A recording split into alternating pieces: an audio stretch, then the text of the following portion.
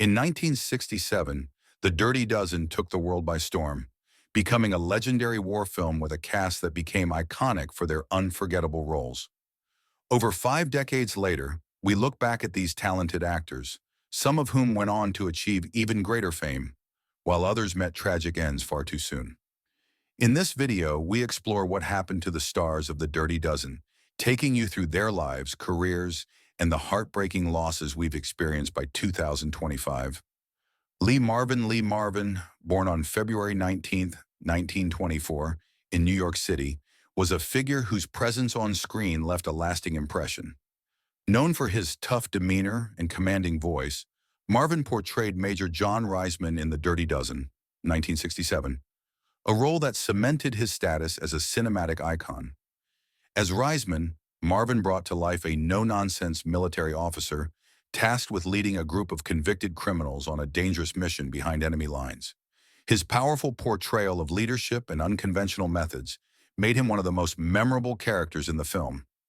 Before becoming an actor, Marvin served in the U.S. Marine Corps during World War II, a background that influenced his many military roles. Marvin's career flourished in Hollywood, with his performance in Cat Ballou, 1965, winning him an Academy Award.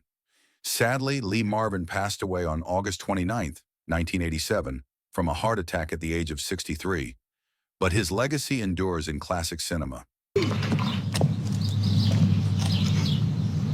Look, you little bastard, either you march, or I'll beat your brains out. Understand? The old lady was good enough to call the game warden, and then Sarah went out and got these. And there was another cub, it was killed by the dogs, but the guy was good enough to call somebody. Ernest Borgnine. Ernest Borgnine, born on January 24th, 1917, in Hamden, Connecticut, was a versatile actor who left a significant mark on both the big and small screens. In The Dirty Dozen, 1967, at the age of 50, he played General Warden, a high-ranking officer who guided Major Reisman's mission. Borgnine's career spanned across decades, with notable performances in Marty, 1955, which earned him an Academy Award, and Escape from New York, 1981. He was also a beloved television star, most famously in the sitcom McHale's Navy. Known for his distinctive voice and rugged charm, Borgnine's ability to switch between drama and comedy made him a beloved character actor. He passed away on July 8, 2012, at the age of 95, due to kidney failure, leaving behind an enduring legacy in Hollywood. Disciplinary action should be taken against you personally as a matter for General Warden here. I take it you don't deny your responsibility for the fact that on the night of April 14, 15... You know what I mean? And I'm going, whoa. And the kids, evidently I was playing a bad guy, you know? And the kid... Jim Brown, born on February 17th, 1936, in St. Simons Island, Georgia, was already a legend before he ever stepped onto a movie set. Known for his athleticism and as one of the greatest running backs in NFL history with the Cleveland Browns, Brown made a successful transition to acting. In The Dirty Dozen, 1967, he portrayed Robert T. Jefferson, a skilled soldier defying racial prejudices to join the dangerous mission. Brown's larger-than-life presence translated into his action film career, with notable roles in 100 Rifles, 1969, and Slaughter, 1972. Beyond his acting, Brown became a cultural icon for his contributions to sports and civil rights. Jim Brown passed away on May 18, 2023, at the age of 87 due to natural causes, leaving behind a profound influence on both football and film. Hurt down there. Hurry it up! Hurry it Now, up! here's our permission to cross all lines and roadblocks. Very cute idea, Captain, but it won't work. Get out. But it's not a game. Ross says, good evening, Mr. Brown. Come on in, the gates swing open. You go in, park your car. Girls everywhere. Might see her for... Charles Bronson, born Charles Dennis Bukinski, on November 3, 1921, in Ehrenfeld, Pennsylvania, Charles Bronson was a name synonymous with tough guy roles and gritty performances. At the age of 46, Bronson brought Joseph T. Vlakoslaw to life in The Dirty Dozen, 1967, a hardened convict with a past in the military, ready to do whatever it took to complete the mission. His distinctive look, sharp features, and quiet intensity made him a fixture in action films and westerns, with iconic roles in Death Wish, 1974, Once Upon a Time in the West, 1968, and The Magnificent Seven, 1960. Bronson's stoic demeanor and ability to exude toughness made him a cinematic legend. He passed away on August 30th, 2003, at the age of 81 due to pneumonia and complications from Alzheimer's disease. But his iconic roles still resonate with fans today. 6256 Battery B, 526 Field Artillery, sir. Where are your orders? Right, you, sir. From Captain Thornhill, sir. You, Charlie? It's hard for me to answer that question because I didn't even, some of them I haven't even seen for the first time yet. I remember things like therefore, you know him. George Kennedy. George Kennedy, born on February 18, 1925 in New York City, was a towering presence in Hollywood, known for his commanding roles and rugged persona. In The Dirty Dozen, 1967, Kennedy portrayed Major Max Armbruster, a strict and capable officer tasked with overseeing the mission. His career spanned over 5 decades, and he was recognized for his tough, authoritative roles in films like Cool Hand Luke, 1967, which earned him an Academy Award, the Naked Gun series, and the Airport films. Kennedy's ability to balance intense roles with moments of humor made him one of Hollywood's most respected actors. He passed away on February 28, 2016, at the age of 91 due to heart disease, leaving behind an impressive legacy of both drama and comedy. 0845. They'd better be coming fast then. The enemy is going to lay a live barrage on that bridge at 0850. Didn't you know that? Yes, sir, I knew that. That's the one direct. Or either Houston or one of those two places. TV convention. Okay, you ready? You ready? All right, Mr. Kennedy, here's a tough one for you right off the bat. Telly Savalas. Telly Savalas, born on January 21, 1922, in Garden City, New York, was a unique actor whose deep voice, bald head, and memorable persona made him one of the most recognizable faces in Hollywood. Savalas is perhaps best known for his role as the tough, lollipop-licking detective Theo Kojak in the TV series Kojak, 1973 to 1978, but his career was multifaceted, with standout roles in films like On Her Majesty's Secret Service, 1969, and Capricorn 1, 1977. In The Dirty Dozen, 1967, he played the dangerous and unstable Archer J. Maggot, one of the more menacing characters in the film. Savalas' career spanned decades, and he was known for his tough guy persona and distinctive voice. He passed away on January 22, 1994, at the age of 72 from complications of bladder and prostate cancer, leaving an indelible mark on film and television. Like it's Halloween. And kill every officer in sight. Ours or theirs? Well, let's start off with that. Memorable times even before Kojak. He was a dear guy, George.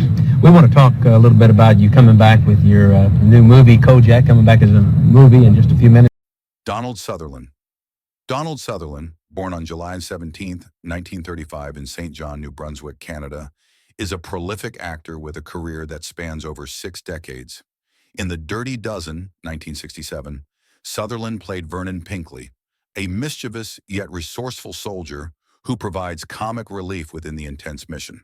His charm and sly humor made him stand out among the otherwise tough ensemble. Sutherland's acting journey flourished beyond the war film, with remarkable roles in MASH, 1970, Clute, 1971, and the Hunger Games series, where his iconic voice and commanding presence continued to captivate audiences. Over the years, Sutherland earned critical acclaim for his diverse roles in both drama and action films. He passed away on June 20, 2024, at the age of 88, leaving behind an extensive legacy of excellence in the film industry.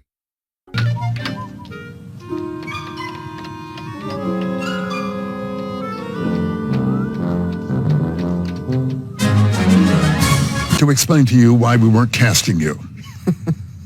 And they said, no. I mean, we have to. The reason why we're not casting you is because we've always. Clint Walker. Clint Walker, born on May 30th, 1927 in Hartford, Illinois, USA, was best known for his rugged, towering presence in both television and film. In The Dirty Dozen, 1967, he portrayed Samson Posey, a giant of a man with incredible strength who was reluctant to kill but fiercely loyal to his comrades. His deep voice and imposing figure made him an ideal candidate for action roles, particularly in westerns. Walker achieved television fame as the star of the long-running series Cheyenne, where he played a heroic cowboy in the 1950s. His career also included appearances in films like The Night of the Grizzly, 1966, and The Ten Commandments, 1956. Clint Walker passed away on May 21, 2018, at the age of 90 due to congestive heart failure, leaving a lasting impact on both the Western genre and action films. Come on, get going. Hey, ain't those the jokers that roughed you up in the latrine? Come on. Hey, come on, pick it up over there. What's the matter? I would teach how to put up the sheetrock, which I did, and I made enough money there that I finally John Cassavetes. John Cassavetes, born on December 9, 1929, in New York City, was a revolutionary force in American cinema. In The Dirty Dozen, 1967, Cassavetes portrayed the wisecracking Victor R. Franco, a rebellious convict who became a key part of the mission. Known for his strong personality both on and off screen, Cassavetes was not only an actor, but also a pioneering independent filmmaker. His work, such as A Woman Under the Influence, 1974, and Shadows, 1959, pushed the boundaries of traditional filmmaking and explored complex human emotions. A true innovator in the art of storytelling, Cassavetes' influence on American cinema is profound. He passed away on February 3, 1989, at the age of 59 due to cirrhosis of the liver, leaving behind a legacy that continues to inspire independent filmmakers to this day. What's that Franco trying to do, kill us? He must be going 120. Man, he's gonna squash us in this sardine can. You want to be there by 09:30, don't you? Yeah. Pull him back to settle for a nice movie. You know? And you think, I don't want to see something different. I don't want to see something different. I don't want to. I hate it. I want it in my form. Robert Ryan, born on November 11, 1909, in Chicago, Illinois, was an actor known for his commanding screen presence in authoritative roles. In The Dirty Dozen, 1967, he portrayed Colonel Everett Dasher Breed, an officer with a strict and no-nonsense attitude who disapproves of Major Reisman's unconventional methods. Ryan was well regarded for playing tough, often morally complex characters in films such as The Wild Bunch, 1969, Crossfire, 1947, and The Professionals, 1966. Off-screen, Ryan was a strong advocate for civil rights and was a vocal supporter of progressive causes. His legacy as a tough, gritty character actor lives on in numerous classic films. Robert Ryan passed away on July 11, 1973, at the age of 63, from lung cancer, leaving a distinguished career filled with powerful performances. All right. Gentlemen, let's understand each other. And I wish to God I was with her. The next time you make a mistake, I'm going to ride off and let you die. I've always thought that Trini Lopez. Trini Lopez, born on May 15, 1937, in Dallas, Texas, was a talented singer, guitarist, and actor. In The Dirty Dozen, 1967, he played Pedro Jimenez, one of the convicts recruited for the dangerous mission. Lopez was a multifaceted entertainer, best known for his hit songs like If I Had a Hammer and Lemon Tree, which solidified his place in the music world. Though his role in The Dirty Dozen was relatively brief, Lopez's musical career took center stage, and he performed for audiences worldwide. His distinctive voice and Latin-influenced sound made him a beloved figure in the music industry. Trini Lopez passed away on August 11, 2020, at the age of 83, due to complications from COVID-19, but his music continues to resonate with fans around the globe. 20 escudos, Don Francisco? We're even. Bueno. Muchas gracias, Don Francisco. Adiós. In my area where I live, it's great. It's always nice and quiet all night and all morning and all afternoon. I remember you telling me. Richard Jaeckel. Richard Jaeckel, born on October 10th, 1926 in Long Beach, New York, was an actor known for his steady career in supporting roles, particularly in war and Western films. In The Dirty Dozen, 1967, Jaeckel portrayed Sergeant Bowen, a disciplined and loyal soldier who assists Major Reisman in overseeing the group of convicts. His career spanned a variety of genres, from war films like Sands of Iwo Jima, 1949, to westerns like Pat Garrett and Billy the Kid, 1973. Though Jaeckel often played secondary characters, his performances were always solid and memorable, earning him respect within Hollywood. Richard Jaeckel passed away on June 14, 1997, at the age of 70 due to melanoma, but his work remains a testament to his dedication to the craft of acting. You see, the first thing one learns in prison, everybody is innocent. Matter of fact, this one, he doesn't say too much about that one way or another. He's only disturbed. Ralph Meeker. Ralph Meeker, born on November 21, 1920 in Minneapolis, Minnesota, was an actor known for his commanding presence and versatile performances. In The Dirty Dozen, 1967, Meeker portrayed Captain Stuart Kinder, a military psychologist responsible for evaluating and training the convicts for their dangerous mission. His career spanned both film and television, where he was known for roles in films like Kiss Me Deadly, 1955, and Paths of Glory, 1957. Meeker's deep voice and serious demeanor allowed him to excel in both hard-edged and more nuanced roles. He passed away on August 5, 1988, at the age of 67 due to a heart attack, following a battle with dementia, but his performances continue to be appreciated in classic cinema. Well, if women are your special province, why do you hate Major Reisman so much? There are 11 evil men. The stars of The Dirty Dozen may no longer be with us, but their performances remain etched in film history. Their legacies live on in the characters they brought to life, continuing to inspire and entertain. Thank you for joining us as we remember these cinematic legends. If you enjoyed this video, make sure to like, subscribe, and turn on notifications for more content like this.